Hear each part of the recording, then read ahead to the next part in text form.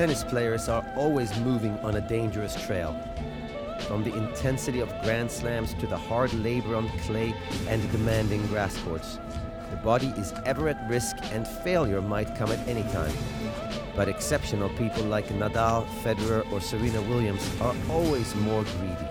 After the cool summer of the Australian Open Down Under, they're now seeking for glitter on the hot gold trail of Indian Wells.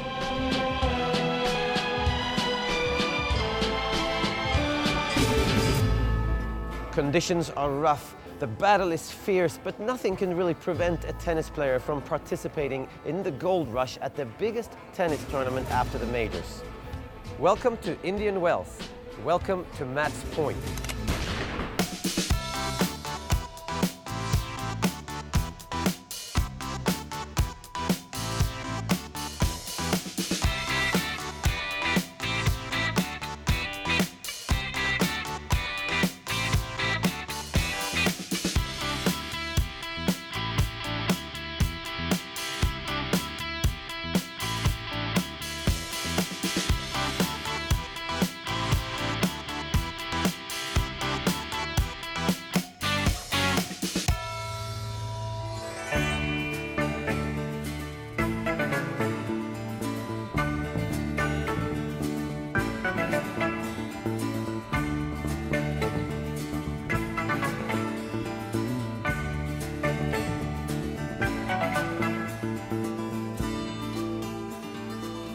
The 2015 tennis season started on a high note.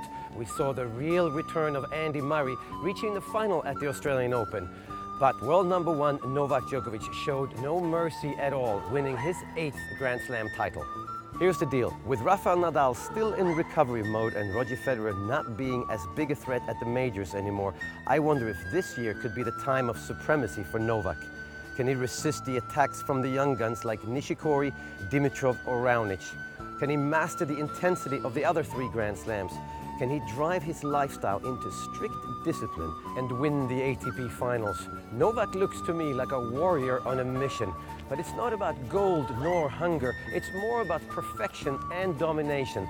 I need to meet the proud and unique Novak Djokovic to check on his mindset.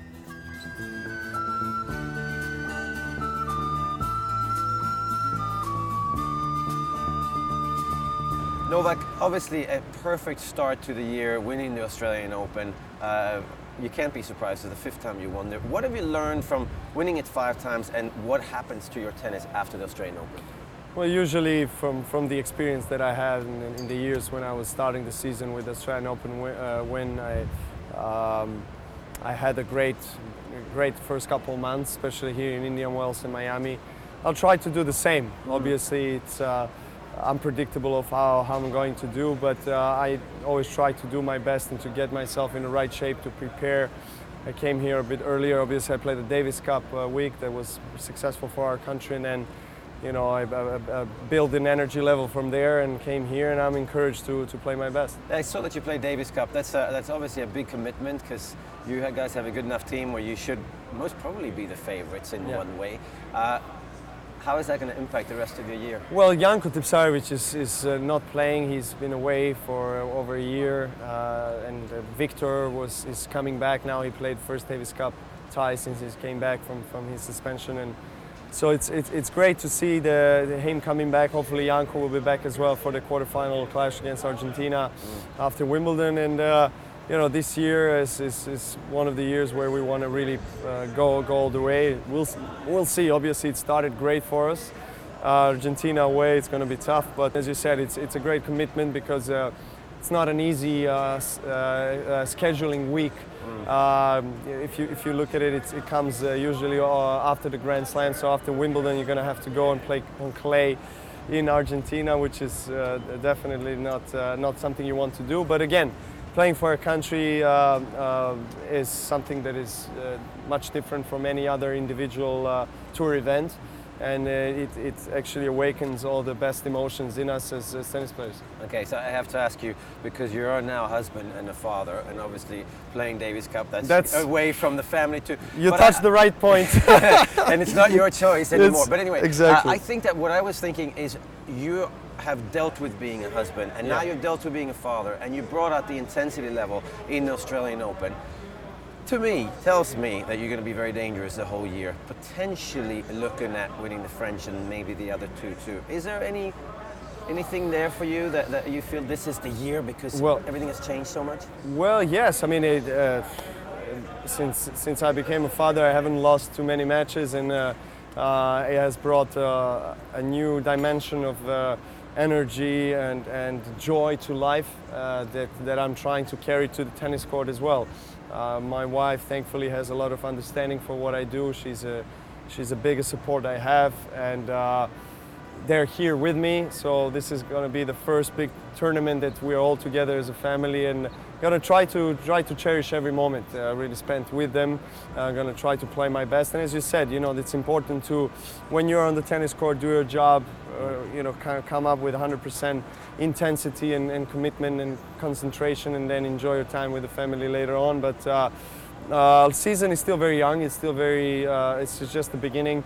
It's hard to say what the Grand Slam in Paris brings, but that's one of my highest priorities. That's for sure. So that's hard to keep your mind off of it, of course. Yeah, well, I do think about it time to time, but right now, most of my attention is directed to Indian Wells. All right, Novak, thank you very much. Thank you, Mats. Thank you. Thanks so much.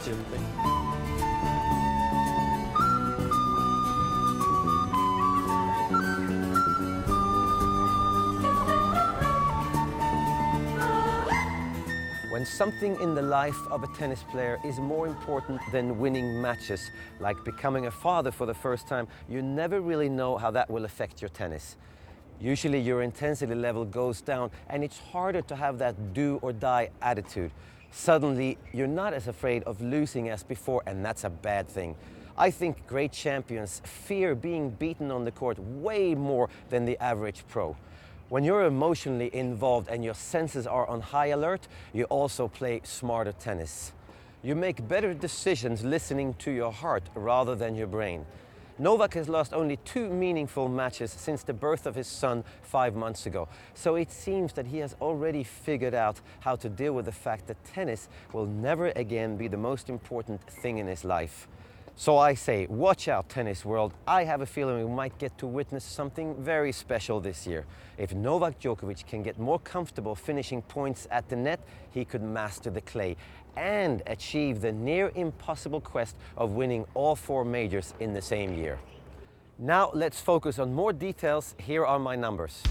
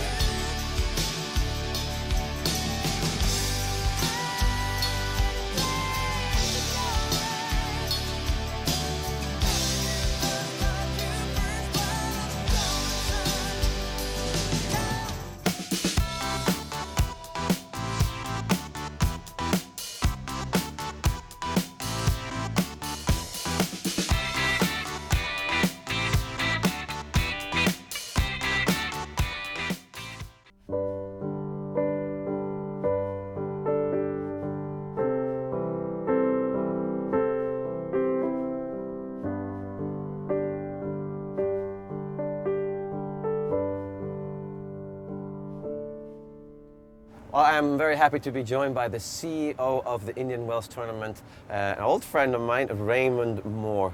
Raymond, thanks for joining us. Our pleasure, Matt. Nice to see you here. Nice to see you too. Yeah. Thanks for having us at the tournament. I can't believe how this tournament has changed over the 40 years that it's been going. There's talk about this being the 5th Grand Slam. Right. Is that a serious? It's not from us. It's not serious. No. I mean, our opinion is, or my opinion is, there'll never be a 5th Grand Slam. You know, the Grand Slams have more than 100 years of history. more than us. We got 40 years, they got 140 years. You mentioned the best male players. They've always come out, and you had some great finals here. The best players in the world always seem to win here because they care. This year we also have the best female player here, Serena Williams, and obviously she's been absent for the last 14 years. What does it mean to have her? Now you have the best players in the world on both sides. You know, it's great for us. It's unbelievable that we could get her back, because, you know, there was always an asterisk next to our name. Well, it's the best tournament in the world. All the players play well except, you know, except Serena and Venus. And so there's always that little notation after our tournament, and we didn't like it. We think, you know, the boycott of the Williams family of the tournament wasn't good for anybody. It certainly wasn't good for us. There were no winners. And to have Serena change her mind and engage with us, and we did try and engage with them almost every year. So we didn't know what she was going to do. And then 3 days after, the Australian called and told me that she's coming. Raymond, thank you very much. Mats, and thank thanks you. for being such a great Great to have. I wasn't in Indian Wells on March 17th, 2001, but I need to understand what happened that caused the Williams sisters to boycott the tournament for 13 years.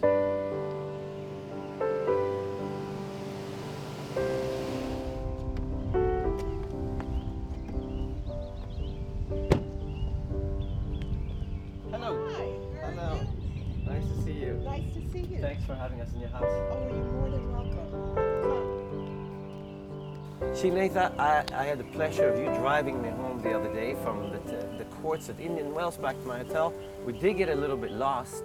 Yes. And I asked your son, that's your mom, right? He said, oh, that sounds about right. She usually gets lost. But you told me an unbelievable story about the night or the day when Serena and Venus were supposed to play in 2001. Yes. And you were there. Yes. And of course, your son and your daughter were Yes. working as ball kids. Would you sort of bring up the memories of what you remember from that night?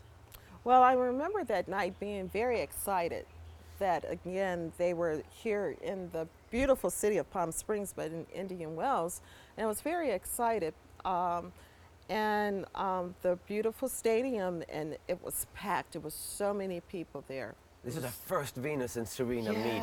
Yes, and it was so, I mean, the energy of the crowd was just so positive. And I would say probably around 15 minutes to 10 minutes before the match was supposed to start, they announced that Venus was injured and she will not be playing. And the crowd went to yay to, it was vicious, it was hostile, it was unbelievable. And my husband, Booing mainly booing. first. Well, it started off boo, boo, and it was just everywhere. And then it's like maybe one or two people start shouting racial slurs, and then a couple more people, and then it was more. And as a mother, the first thing I thought about was my children. And then my husband and I were sitting there, and some people turned around and started calling us racial names. And it was just horrible. It was horrible. And I really felt for not only her, but her father and Venus. It was just really, really bad. And of course, your son and I believe your daughter too. It wasn't the first year that they were ball kids. They had been No. ball kids for a couple of years, and nothing obviously had happened. And they must have. Your son told me over the phone he really enjoyed it, looked forward to it. Every year. Yes. This was the thing every year to be a ball kid. And then suddenly this happened. What do you remember from him? The reaction from your son and your daughter? They were very hurt. I remember the ride home, and again, we don't live that far from the stadium, but the ride home was very quiet. So I knew that what happened affected my children. What happened is what happened. We can agree to move on, but we're not going to change the story. It happened to her. It happened to Mr. Williams. It happened to Venus. Those things happened to them. They were racial. They were mean. But it wasn't the city of Indian Wells. It wasn't the tennis stadium. It was the people in that stadium that came from all around the world. Yeah, she said she can forgive, but she will never forget. I will never forget my children. I don't think they would ever forget it.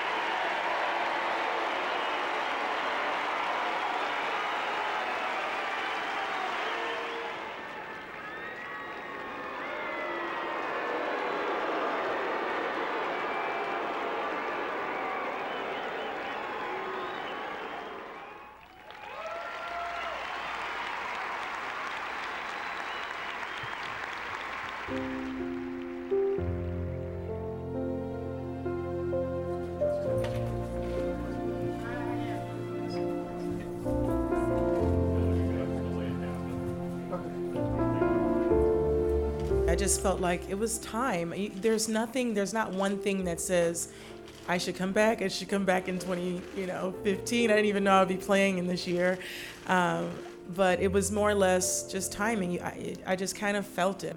I'm looking forward actually to kind of stepping out on center court and letting the whole world know that it doesn't matter what you face, whether it's something that wasn't right, something that hurt you, hurt your family, you can just come out and be strong and say, I'm still gonna be here, I'm still gonna survive, and I'm still gonna be the best person that I can be. Ladies and gentlemen, please welcome the #1 player in the world, Serena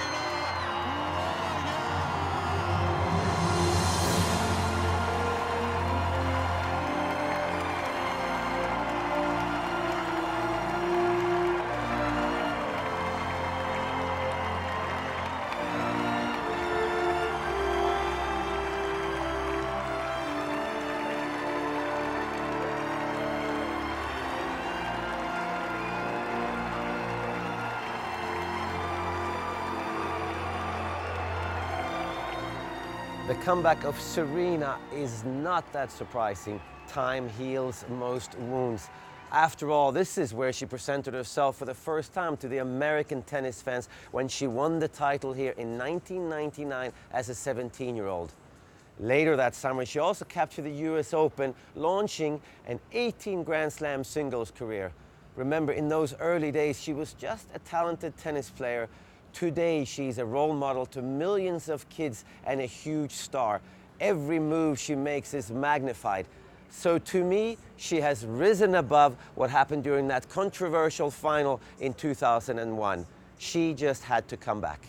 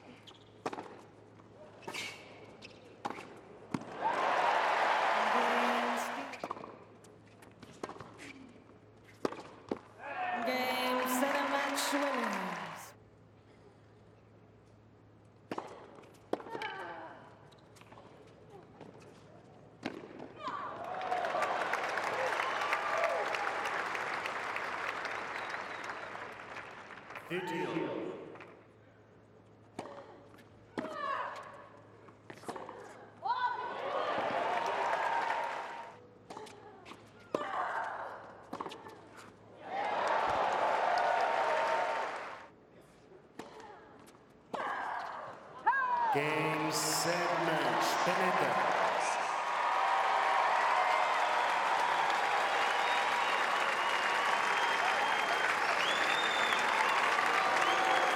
Mania, please welcome Simona Halep.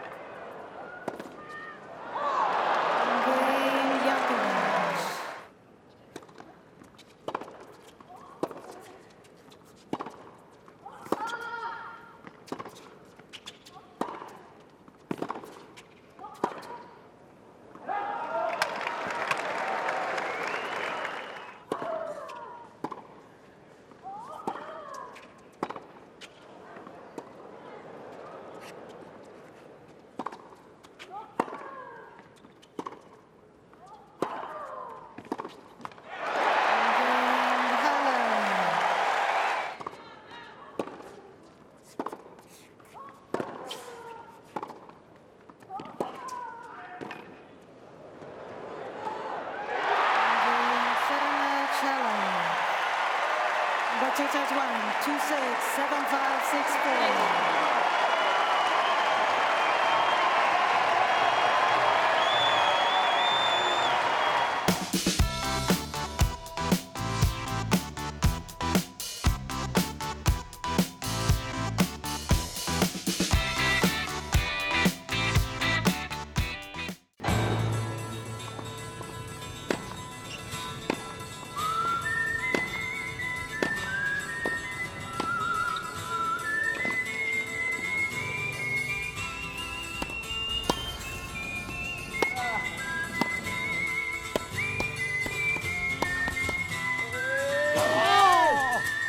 Sorry, very lucky shot.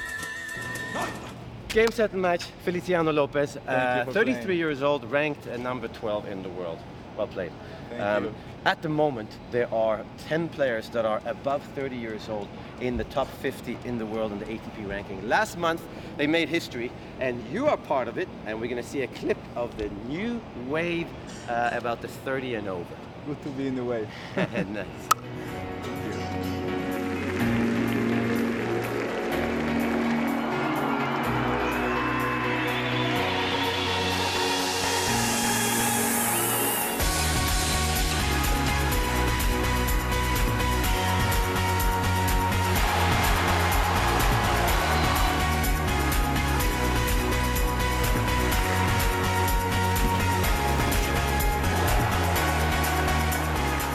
No es verdad que he tenido suerte, que nunca he tenido una lesión importante y con el paso de los años pues siempre la ilusión, la motivación, intentas mejorar cosas para poder estar entre los mejores y bueno, pues muy contento de seguir siendo competitivo.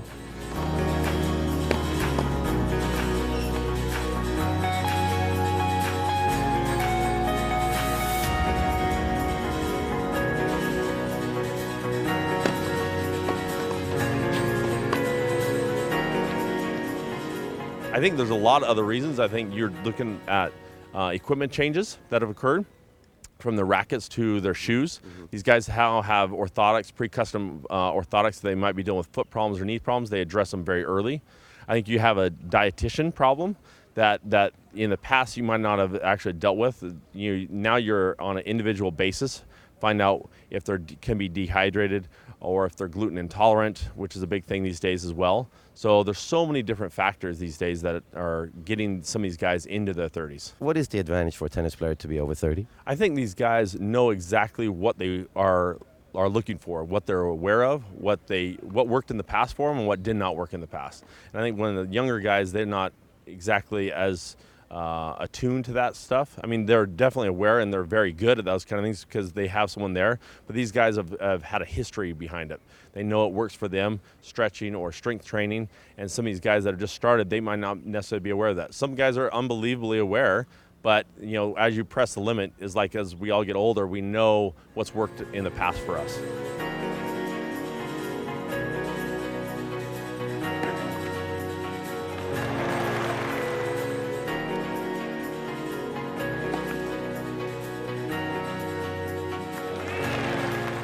Yo siempre intento ser positivo e intentas pues con la experiencia poder tener esos detalles para seguir manteniéndote. Lo que pasa que bueno, si se tuviera la juventud y la experiencia sería mucho mejor, pero como no puede ser todo, pues intentamos acoplarnos a lo que hay.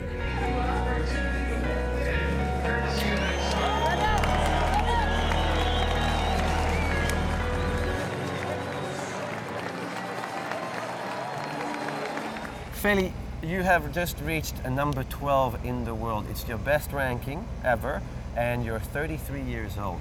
How can you explain that? Well, first of all, I have to be very pleased because it's great to be 12 in the world. It's a great moment for me personally and and professionally. So I have to enjoy the moment. I think it's probably the consequence of putting a lot of things together. I'm a player more experienced. My fitness part is great. I feel in good shape, and I feel that I can still be competitive to challenge the young guys. And that gave me a lot of power, in order to fight every match, to keep playing another year, And yeah, it's a lot of things that somehow I managed to put them together. So how important is it to be physically 100% fit, where you know you don't get tired, you're not going to get stiff the next day? How much confidence does that give a player? Everything. For me, everything. I don't know for other players. For me, I knew that if I want to still be there in the top of top tennis level for a long time, I need to do something with my fitness part. I lost some weight since 3-4 years ago, and yeah, if I want to extend my career, I realized that this is the way I have to do it. I did it, and it was working for now. So hopefully it will, you know, continue like this. And the training is it different now? I mean, with all the science and all the books and diets, how different is it now compared to maybe 10 years ago when you were supposed to be your best at 23 years old? Well, we have more things, I think, in order to recover. Basically, I have one physio, and he's working with me every week, and we do a lot of prevention. We have things to recover after matches where I don't even think about them 10 years ago. And but it's also your experience that you use these things that you have. When I was young, I don't even think about stretching, recovering, ice bath. So now I try to use everything that we have in our hands in order to be better. And in terms of style, I have to ask you, because obviously with Roger Federer, we know he hasn't been that injured in his career. You told me you haven't been injured. How important is that, to have good technique and not be too physical later in your life? Well, it's so important. You have players like Roger that he's still there in top 3, top 2 in the world at age 33, which is very impressive. It's so important that during the time you were playing, the way you play is not so aggressive for your body. So it's really obvious that if you play this way, you can play longer. You're now 34 in September. You could still have your best tennis still in front of you. You believe that? Hopefully. Hopefully. Hopefully I can, maybe reach the top 10, which is very difficult. I'm 12 now. But as I said before, last year I finished top 15 in the world. If this year I do the same, I will be more than happy. I'm sure you have. Good luck. Well, good luck in your life and in your tennis. Thank you very much. Thank you, man. Thank you so much.